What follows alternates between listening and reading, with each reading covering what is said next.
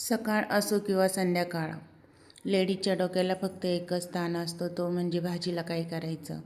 तर बघा, भाजीपाल्यावाला आला होता दरवाजावर, तर भाजीपाला तर काही एवढा चांगला नव्हता त्याच्याकडं.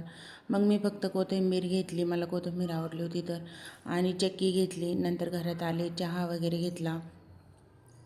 चहा घेतल्याच्या नंतर काही कणिक मळून ठेवली. त्याच्यानंतर भाजीची तयारी केली. पटकन लसूण सोलला, कांदा, मिरची, टोमॅटो, कोथिंबीर चिरून घेतली. कढई ठेवली गॅसवर. नंतर त्याच्यात तेल टाकलं. मग तेल तापल्याच्या नंतर जिरं, मोहरी, मिरची, कांदा, टोमॅटो सगळं व्यवस्थित चांगलं परतून घेतलं. लसूणसुद्धा छान परतून घेतला. नंतर मी लाल तिखट आणि हळद टाकून परतून घेतलं. परत त्यात पाणी टाकलं. पाणी टाकल्याच्या नंतर मग काही मुगाची डाळ धुवून घेतली, डाळ टाकून दिली. एका साईडला कढई ठेवली, दुसऱ्या साईडला पोळ्या करून घेतल्या. पोळ्या आणि मुगाची डाळ पोळ्या झाल्या तोपर्यंत मुगाची डाळ पण शिजली. नंतरला मला उपवास असल्यामुळे साबुदाणासुद्धा करून घेतला. साबुदाण्यासाठी बटाटे वगैरे चिरून मस्त कढईमध्ये परतायला टाकून दिले, मीठ टाकून झाकण ठेवलं. तोपर्यंत कच्चीच मिरची आणि कच्चे शेंगदाणे मिक्सरमध्ये फिरवून घेतले. तोपर्यंत बटाटे चांगले मस्त परतून गाळ झाले होते.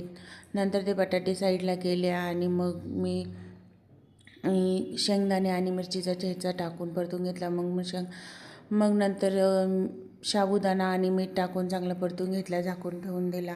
तोपर्यंत साहेब आले तर बघा, असं पाऊस चालू होता बाहेर थोडा भुरभुर.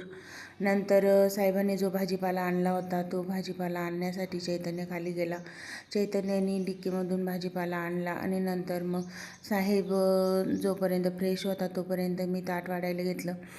चैतन्य अगोदर जेवण झालेलं होतं चैतन्याचं, त्याच्यामुळे तो काही जेवला नाही. मग आऊंचं जेवण झालं, माझं फराचं झालं आणि नंतर माझा पाय दुखत असल्यामुळे मी काही भांडे वगैरे आज घासले नव्हते. तर कोथिंबीर आणलेली होती, ती नेसून ठेवली. भेटूया नेक्स्ट व्हिडिओमध्ये, तोपर्यंत बाय.